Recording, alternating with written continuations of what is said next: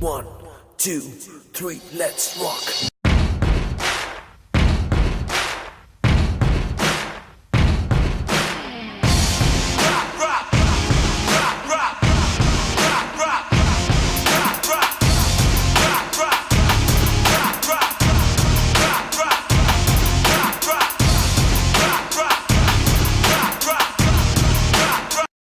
Educational qualification-wise, I have done BCom. Those times in capital there was no option. Mostly BA, BCom was BA. But I used to run. I was an athlete when I was kid. I used to run for West Bengal. So at that point, when I joined NTB Citibank, I worked for them. At that point, I really didn't enjoy a 9-to-5 job. That's when I decided to tap on my, what talent I have. Okay. So that's how it all. Why did you choose to be an entrepreneur? What ignited the spark in you to start a new business venture? And how did the idea come about it? I mean, anybody suggested that you have to be an entrepreneur, or this is your passion, or you want to develop your business? How is that now? Yeah, in the sense that I was a freelance trainer, and in this line, either you work for a gym or you're a freelance trainer. So I was a freelance trainer, and maintaining a family at home, the kids were small, I could really go to a gym and dedicate 8-10 hours a day. So it was easier for me to be a freelance trainer. And then somewhere down the line, how much can you run around, trying to make a place? So that's when I decided however small it is, start your own place. Is this your first business? Yeah, business-wise First business. Yes, now I'm opening a restaurant which is totally different from this. Okay. But the business skills I've picked up on my own from here, which is why I am venturing into a different line now, which is a restaurant. It's coming up in Richmond Road. Okay. I think we should be opening by July. Who stood as a backbone for you to start this business? Husband? Yes. I really didn't face any issues as such because I was a freelance trainer and people around this area had already known me. So when I opened my own place, it could identify with it. Okay. That they are coming. And the issues, business issues, you can't avoid them. Because you have not many. You have, you have your seasons in this business also, where summer holidays people are gone for holidays. Rainy weather, they don't want to come out in the rain. And fitness is still picking up in India. How do you stand out from others? How I think I would stand out is, I personally am into it. I'm not an investor here. There are other fitness centers where you will see people have just invested the money because they want to get the returns. This is not the case here. Here I am myself totally into it, and I guess being a trainer myself, I'll understand the situation more, I'll understand the clients more, and if I myself am a good example, that will help the others also. What are the most crucial things you have done to grow your business? For my particular business, the most crucial thing is keeping myself fit and not going under stress, which a lot of entrepreneurs undergo stress because they're handling it all alone. Which I am too. I'm a trainer. When the maid is gone, I'm the cleaner. When the receptionist is gone, I'm the receptionist. I'm an admin in charge, so I'm like a backup for everything, which happens with most of the entrepreneurs. So you have to be careful you don't go under stress. Okay. What financial difficulties did you face when you started the business?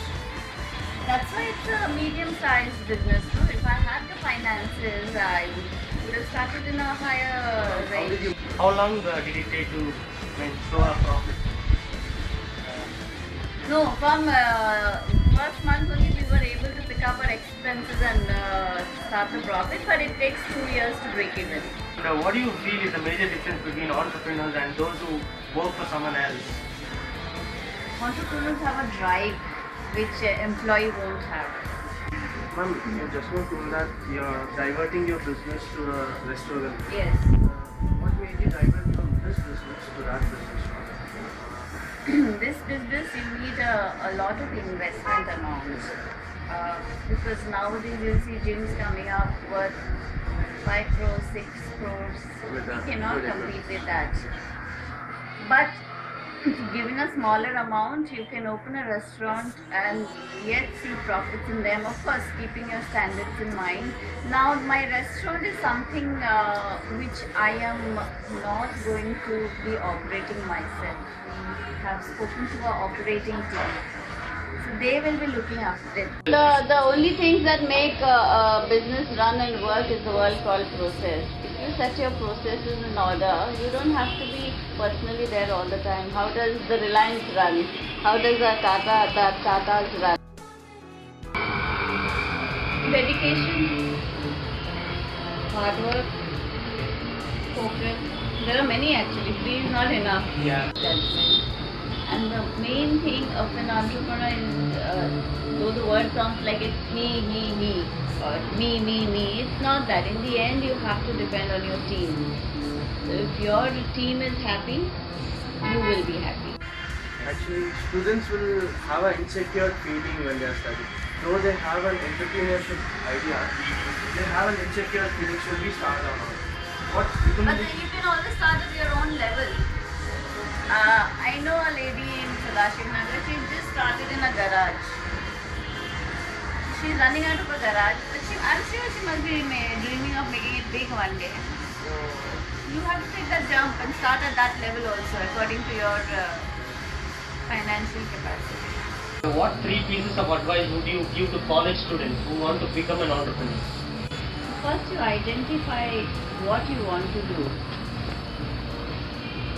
Number 2, are you comfortable in taking back a salary home and everything is comfortable, you calculate and plan your life, or are you ready to go through the risk and unknown things to be an entrepreneur?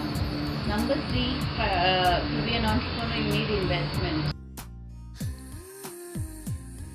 You just think about the positive things. Now, suppose in a dream you want biryani to eat, okay? It will happen. But if you think about the biryani, dreaming of the biryani, and you're saying I don't want to eat, it will still happen. Because the dream language doesn't understand don't. What you're visualizing is what you're getting. In one word, can you characterize your life as an entrepreneur? Happiness.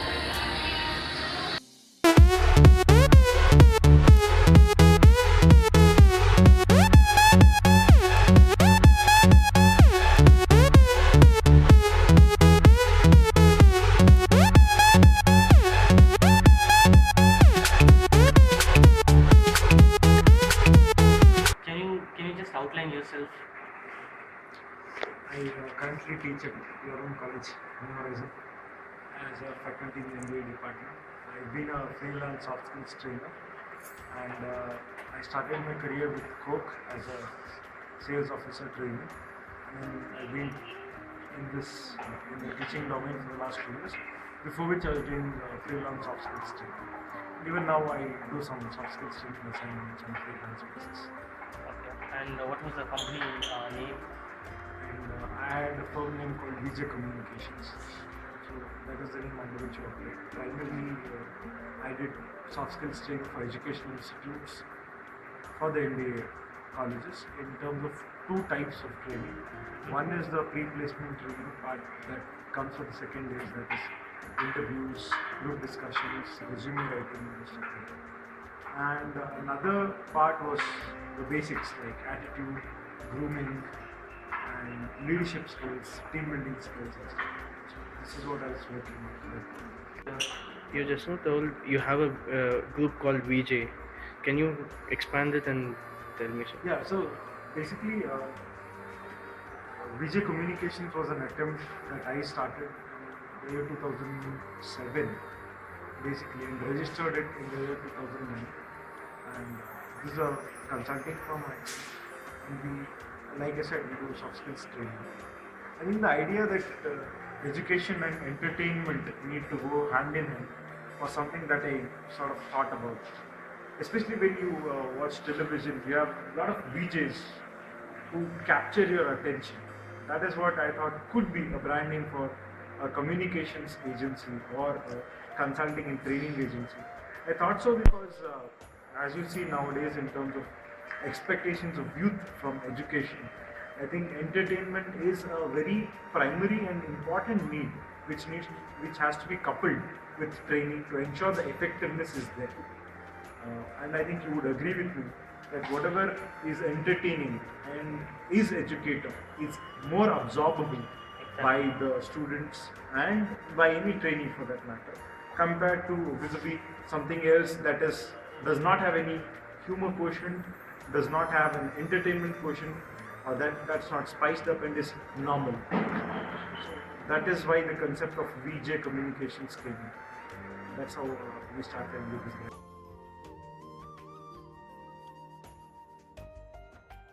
I think from my college days I've been playing pivotal roles in terms or leadership roles in graduation or post-graduation, being the general secretary, being the cultural secretary, and those kind of roles. So I really thought that I need to get into some area where I have freedom to experiment, freedom to create, more importantly, and freedom to deliver on my terms. And I thought training was that area where I could have that freedom of creating concepts and delivering concept my style. What were your career goals, before starting up a new business? I mean, you wanted to become an entrepreneur, or you wanted to become something else? Basically, when I was doing my grads, post-grads, one of the important things that I had in my mind was contribute, plus make others learn, and also earn money. If I had to combine all this, only equation that I could get was either teaching or training. In the beginning, did you face any problem regarding going to an institution? Definitely, a lot of problems. I mean, if you look at getting an appointment from an institute director, even for people who are students, it's difficult many a time. So you imagine, I had to do it. I had to get an appointment, number one. And I don't know if it's right, but mostly people judge you on your appearance many a time. And when I usually went and approached them, gave them a brochure, told, "Sir, I'm looking at a soft skills training assignment," most of them are like, "Huh? You will do the training?" Which was like, for me, very surprising. But that was natural for them. For them, a trainer meant one of these. Either he had to have an appropriate age in terms of being 35, 36 or something beyond that. And I was 10 years younger. Or in terms of facial features, they wanted someone who looked mature. And the second problem was most institutes weren't willing to spend on soft skills training. They did not consider it as being important. Vis-a-vis the expectation of students, which they feel, though those students feel that soft skills training is important, they were like, okay, can you do it for free? Can you do it for an hour? And those kind of questions. So which were, the answer is probably no. But those are the kind of questions I used to face. The other question that I used to face was, do you have a PhD? Which sometimes sounded, wow, what is this? How is it related to training? Basically, a soft skills training normally requires hardcore communication skills and good body language. Traits like these which are no related to a doctoral program. Though now I am pursuing my PhD, but at that point of time I was not, and I have to explain that. And for most people, it was not acceptable. Believe me, guys, if you are starting a venture, you are going to face this problem that you are too young for something. I actually got a little depressed because many times I felt that the person who was sitting opposite to me, his vocabulary was poorer than mine. Or sometimes I felt that I cannot explain this to him because he does not have the aptitude to understand the importance of soft skills training for management students. I faced this problem. Apart from that, one more issue that I usually faced was many times they told me, okay, you send your brochure, let me see, or you send a mail, let me check. But that check never happened. They're not ready to follow up things. So give up. Neither have I given up. I still, like I told you before, given time, given resources and given space, when I can organize it, I will still turn an enterprise. How did you manage your financial position? Yes, that is very difficult because as and when you start an enterprise or want to start something, all the expenses come up. very simply, if I have to print 100 brochures, for example, each brochure is 10 pages of color printout. One page is 5 rupees of color printout. So one brochure is around 80 bucks, and 100 brochures is around 8,000 bucks. And if I have to deliver one of the brochures through courier, it cost me 50 bucks, 60 bucks. So on an average, even before starting, even before delivering my first program, I had to invest something like 15,000-20,000 at least. Right? Apart from that, registration. If you want to register yourself, then I was facing this financial crunch, and that is when you have these golden relatives who come in and invest in you, saying all the mamas and the chachas. You tell them all the good stories that you can and coax them into investing or coax them into giving you this small amounts. And that is how I managed to get that initial amount of 15-20. What do you feel is the major difference between entrepreneurs and someone who works for others? I mean, what difference? I very firmly feel it is just one word. I think it's passion. If you have the passion, you can be there. I've not reached break even actually. Or in a normal profit or something like that. In terms of whatever I've invested and got it back. But at the same time, I had not invested huge at that point in time. It was just like a trial that I was doing, a trial and error method sort of an equation. So in this trial, whatever I invested, I got it back.